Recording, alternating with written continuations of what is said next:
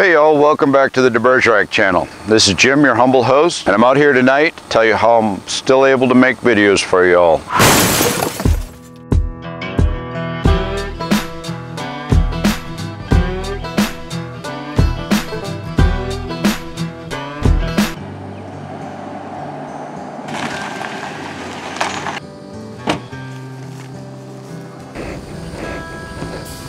Okay, so we're in beautiful Moorhaven. This is where my journey to sobriety began. And we're gonna go back in time a couple of years, actually almost 3 now. This is where we were gator hunting. The previous night we had caught a couple of gators, brought them in, they were meat gators, but we were enjoying the heck out of it. Following day, being October 2nd, we got up and let's take the airboat out, do a little fishing, run through the sawgrass a little bit, enjoy it. And that turned into the evening time.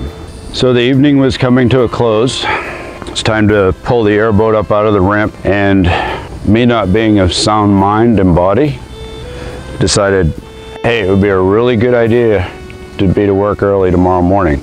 Said, I'm gonna get an early day at work tomorrow. Everything will be good. Had a blast. Great 2 days with my friends. It was awesome.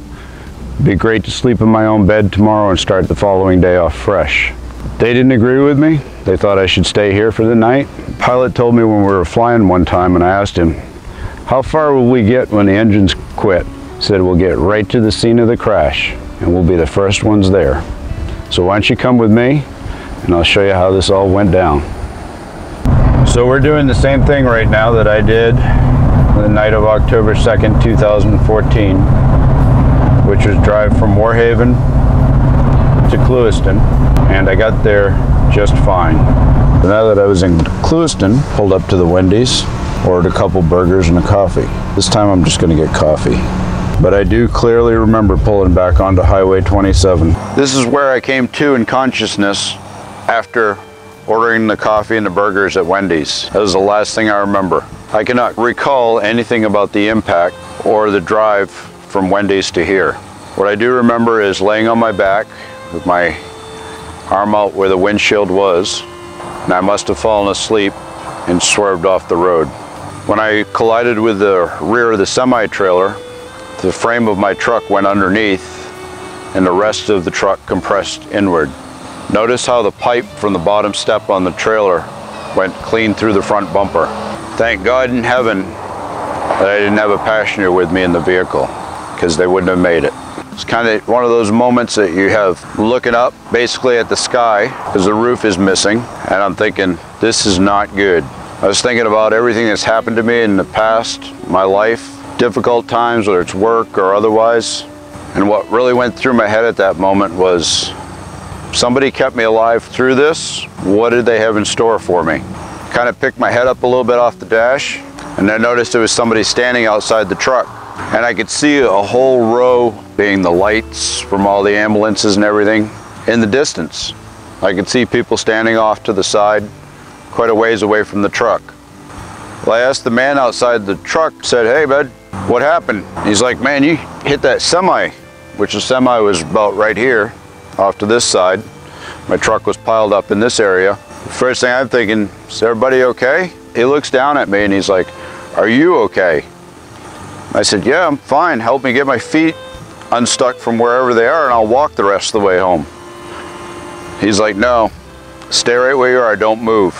And he turns in this direction, yells over there and says, hey guys, get some equipment over here, he's alive.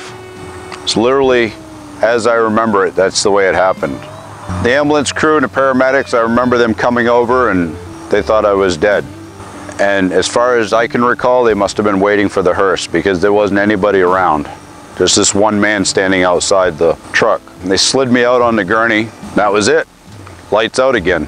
Next thing I remember was waking up in the ambulance. And I knew I was in the ambulance because I could see the square walls around me. They started talking, I was out again. The next time I actually came to remember anything, I was in the helicopter, and then everything went blank again. So I'm assuming it was the driver of the semi-truck that called emergency services, which had me airlifted to Delray Trauma Center. So it was over $15,000 for that helicopter ride, and I don't remember much of it. The loss of my truck and the time away from work, plus all of the other medical bills, made for a very expensive situation. I was released from the trauma center 12 and a half hours later. Cuts on my forehead, no feeling in my hands. My chiropractor was able to take care of that in about 3 months worth of visits. I was alive, I was walking, talking, and breathing. So I was okay. One has to consider the trauma that you put your loved ones through, your wife, your family, your children, when they get that call close to midnight saying your loved one's been in an accident, you need to get to the trauma unit soon. Something to consider before you take that drink when you start driving. Important to mention that while I was in the trauma unit, the nurses, doctors, in between my consciousness would keep asking me what kind of drugs I was on. Kept telling them no drugs, don't do drugs. Maybe a little pot or something else a year ago, but it's been that long. Later on in the evening or early morning, I actually asked one of the nurses, look, I've told you 10 times I'm not on any drugs. Why do you keep asking me? I said, well, Mr. Lacourse, for some reason, you lost your pulse 3 times. There was no pulse at the scene of the accident. Pulse was lost in the ambulance. There's no pulse in the helicopter.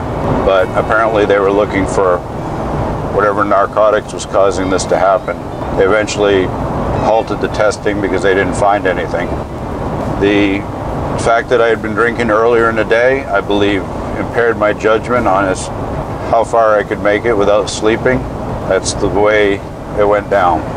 Surviving this is how I'm able to make videos. I believe that I was kept here for a reason, sharing ideas and reaching out to others to help change their perspectives and create new masterpieces of their own. You only have one life to live, and we all have to make it count. So don't forget to subscribe, hit that like button, leave us a comment, make something cool, y'all. Talk to you all soon.